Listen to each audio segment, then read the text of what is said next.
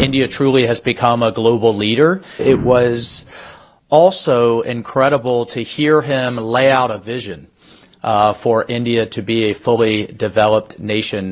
Donald Trump ने 4 ऐसे लोगों को मेन ओहदों के लिए मुंतखब कर लिया है जिसके बाद पाकिस्तान के लिए मुश्किलात बढ़ेंगी, जिससे ये पता चलता है कि सेनेटर मार्को रूबियो जो है, अगर वो सेक्रेटरी ऑफ स्टेट बन जाते हैं, जो कि हैं, he will be pro India, will work on Indo Pacific, anti China, anti Pakistan. एक बहुत पॉजिटिव और ह्यूज इम्पैक्ट आने जा रहा है। अब इस सारी कुछ लोग तो ऐसे हैं कि डोनाल्ड ट्रंप ने आते ही चंद मिनटों के अंदर बंदे फारिग कर दें, बहुत सारे ओहदेदार उन्हें हटा देने हैं।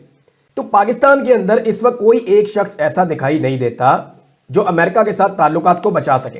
लेकिन याद रखें, अमेरिका's next secretary of state Marco Rubio being appointed by President-elect Donald Trump is going to be tough on Pakistan.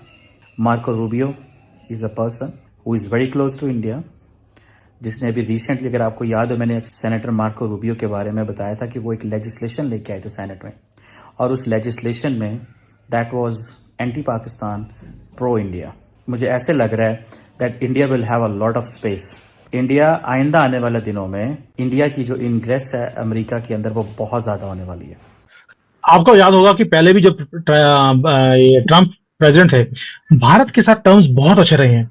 कई बार उन्होंने 1-2 बार विजिट भी किया भारत का। भारत में मोदी जी गए वहां पर, तो हाउडी मोदी, आपने देखा कि क्या गर्मजोशी थी वहां पर जब वो वहां पर सारे मीटिंग्स हुई हैं।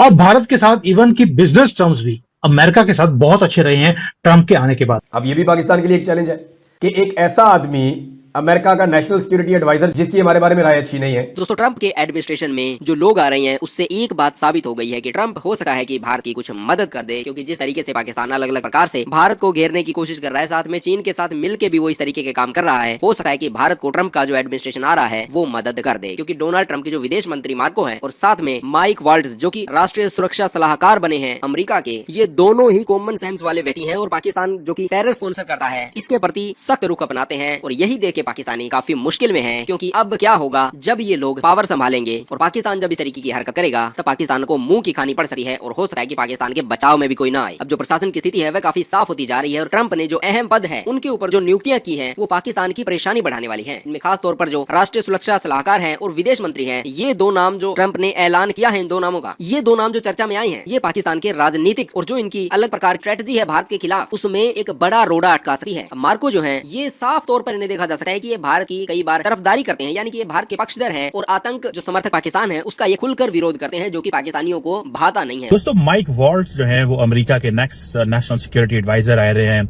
जो कि जैक सुलिवन को रिप्लेस करने जा रहे हैं। इंटरेस्टिंग ये है कि वो इंडिया कॉकस के भी हेड हैं, मेंबर हैं, और India caucus is considered as one of the biggest caucus in the Congress. और उनकी अगर देखा जाए कि he is very pro India.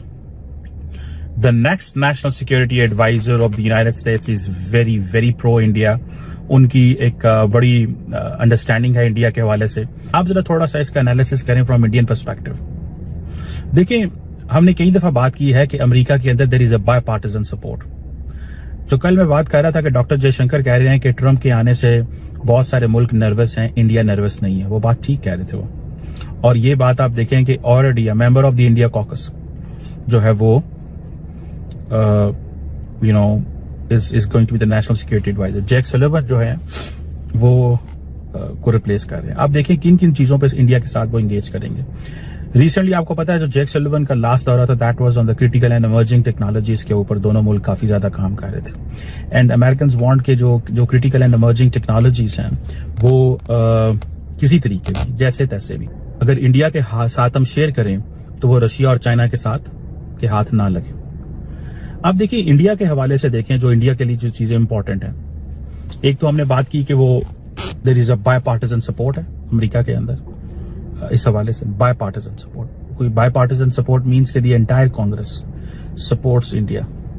Recently आपको पता मार्को रूबियो का मैंने बताया था, सेनेटर, वो चाहते ये थे कि हम इंडिया के ऊपर स्पेशल लेजिस्लेशन लें। हर एक जो है ना वो बढ़ के, अमेरिकी कांग्रेस के अंदर हर कोई बढ़ के इंडिया के साथ लॉयल्टी शो कर, और लॉयल्टी शो करने का जो मकसद है वो यही है कि उनको पता है कि आइंदा आने वाले दिनों के अंदर जो इंडिया है उसके साथ अगर वो रवाबत नहीं अच्छे रखते तो एक तो जारी बात है how to compete with China, क्योंकि मैं कई दफा ये कह चुका हूं कि मेरी असेसमेंट है that Indians will not fight for Americans against China. Indians किसी के लिए नहीं लड़ेंगे, वो सिर्फ अपने लिए लड़ेंगे अगर उनको मौका आया, और वो किसी को कहेंगे भी नहीं कि वो उनके लिए कोई लड़े, बिकॉज फिर उनको भी लड़ना पड़ेगा किसी के लिए। सो वो बड़ी क्लैरिटी है इंडियंस के दिमाग में कि हमने क्या करना है और क्या नहीं करना। मैं एक बात बताऊं, कनाडा के लिए भी एक वार्निंग होगी, और ये इंडियंस की तरफ से ये वार्निंग जो है वो समझ लें कि अगर माइक वॉल्ज जो है वो ये समझते हैं कि हमें ये पन्नू वाले केस को डाउन प्ले करना और इंडिया के साथ ताल्लुकात ठीक करने हैं, तो कनाडा के लिए भी मसले पैदा होंगे, because Canada did it all for the American political administration. अब यहां पे आके ये भी थोड़ी सी चीज समझने की जरूरत है कि जो मौजूदा जो इंटेलिजेंस अपरेटस है अमेरिका का, या जो डीप स्टेट है, या जो फाइव आइज इंटेलिजेंस अलायंस है, जो ये समझता है कि हमें जैसे तैसे हमें अमेरिका को एक टफ लाइन लेनी है इंडिया के ऊपर, तो फिर तो माइक वॉल्ज के लिए चैलेंज हो सकता है। लेकिन अगर वो ये महसूस करते हैं कि नहीं, हमें जो पिछली एडमिनिस्ट्रेशन कर गई हमें अब नहीं करना, तो I think that will be a new beginning. और ये जो नई बिगिनिंग है ये basically that is going to be very beneficial for the Indian government. दूसरा ये है कि ये जो नए नेशनल सिक्योरिटी एडवाइजर हैं ये चाइना के हवाले से कोशिश करेंगे कि टफ लाइन लें। वो टफ लाइन क्यों लेंगे मैं आपको बताता हूं। अमेरिकी सदर डोनाल्ड ट्रंप ऑलरेडी जो है वो 60% टैरिफ्स लगाना चाहते हैं चाइनीज जो एक्सपोर्ट इंडिया चाइना अमेरिका जाएंगे। ये जो नेशनल सिक्योरिटी एडवाइजर हैं, आपको पता है कि ऑलरेडी अमेरिकन कंपनीज जो हैं वो चाइना से भागना शुरू कर दी हैं। देखें, ये जो मार्केट्स है ना, मार्केट्स वर्क विद सेंटिमेंट्स के साथ काम करती हैं। आपको ये पता चले कि आइंदा आपने एक कंपनी है जो कि चाइना में प्रोडक्शन करती है, अमेरिकन कंपनी है। ये बहुत इंपॉर्टेंट खबरें हैं और ये है अमेरिका से इनका ताल्लुक है, और वजह इसकी ये है कि पाकिस्तान की एस्टेब्लिशमेंट और पाकिस्तान की हुकूमत के लिए मुश्किलात बहुत बढ़ जाएंगी। इवन पाकिस्तान के लिए मुश्किलात बढ़ती जा रही हैं। डोनाल्ड ट्रंप ने 4 ऐसे लोगों को मेन ओहदों के लिए मुंतखब कर लिया है, या 4 ऐसे लोगों को डोनाल्ड ट्रंप लेकर आ रहे हैं जिसके बाद पाकिस्तान के लिए मुश्किलात बढ़ेंगी। मैं इन चारों का आपसे तारुफ करवा देता हूं और इनका पाकिस्तान के बारे में क्या कहना है। ये सारी चीज़ें इमरान खान के साथ और पाकिस्तान के साथ बराह रास्त जुड़ी हैं। पहले मैं चारों के बारे में आपको बता देता हूँ। एलिस स्टेफनिक और डोनाल्ड ट्रंप के साथ इन्होंने ये बड़े मजबूत तरीके से खड़ी रही ये खातून। नॉर्मली इनके जो अफकार हैं वो प्रो इसराइल हैं, क्योंकि नॉर्मली जितने भी डोनाल्ड ट्रंप के अपने भी ऐसे ही हैं, जो बाइडन के भी ऐसे ही हैं, तो उनका टिल्ट जो है वो इसराइल की तरफ होता है, इससे आप इनकार नहीं कर सकते। हाँ, पाकिस्तान के मामला में अगर आप देखें तो एक तो डोनाल्ड ट्रंप ने इनको बड़ा अहम ओहदा दे दिया है। इन्हें यूनाइटेड नेशन में अमेरिका की सफ़ीर लगा दिया है डोनाल्ड ट्रंप की जानिब से। अब ये एंटी एस्टेब्लिशमेंट है खातून, और जहाँ जहाँ पे एस्टेब्लिशमेंट होगी, जहाँ जहाँ पे डिक्टेटरशिप होगी, ये पहले भी उसके ऊपर बहुत तनकीद करती रही हैं, और इस किस्म के फैसलों की जो पाकिस्तान में हो रहे हैं उसकी ये शदीद नाक़िद है। तो आने वाले दिनों में एक तो चैलेंज ये है कि ये खातून वहाँ पे मौजूद रहेंगी अक़वाम मुत्तहिदा में, जहाँ से पाकिस्तान के लिए पहले ही खबरें अच्छी नहीं आ रही। दूसरा जो national security adviser Donald Trump ने जिसे मुंतखब किया वो माइकल वॉल्ट्स के बारे में थोड़ा सा आप जान लीजिए। ये नेशनल सिक्योरिटी एडवाइज़र है अमेरिका का, और अमेरिकी सदर के अगर टॉप चंद लोगों के बारे में आप देखें तो सेक्रेटरी ऑफ द स्टेट और नेशनल सिक्योरिटी एडवाइज़र ये बड़े अहम लोग होते हैं। अब ये जो है ये लगभग 50 साल उम्र का आदमी है और स्पेशल फोर्सेस के अंदर रहा है अमेरिका की। ये अफगानिस्तान में जंग भी लड़ता रहा है, तो ये इस खित्ते को और पाकिस्तान को अच्छे तरीके से जानता है, और लंबा अरसा इसने अफगानिस्तान के अंदर भी गुजारा है। 26 साल जनाब इसका फौजी एक्सपीरियंस है, और चाइना के ये सख्त खिलाफ है।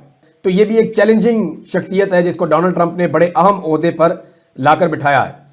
अच्छा जी, तीसरी बड़ी अहम शख्सियत जिसका डायरेक्ट इन्फ्लुएंस पाकिस्तान पे आएगा वो है सेनेटर मार्को रूबियो।